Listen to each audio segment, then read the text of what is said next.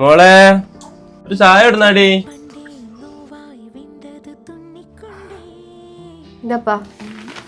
മോള് ചായ അടിച്ചാ? ചോറിനുണ്ടാവില്ലെന്ന്. ചോറ് ഇപ്പൊ ഒരു കല്യാണം മോളവിടെ നിന്ന് അന്ന് വിളിച്ചിന്നാ? എന്താ പറഞ്ഞേ? ഇപ്പൊ ഞാൻ കാര്യം ആലോചിച്ച് ഒരു ടെൻഷൻ ആവേണ്ട ആവശ്യമില്ല. നമ്മളെ കൽപ്പഞ്ചേരി തന്നെ പുതിയ ത്രിഫല്ല പറഞ്ഞിട്ടുള്ള ഒരു പ്രസവ ശുശ്രൂഷന്റെ വന്നിട്ടുണ്ട്.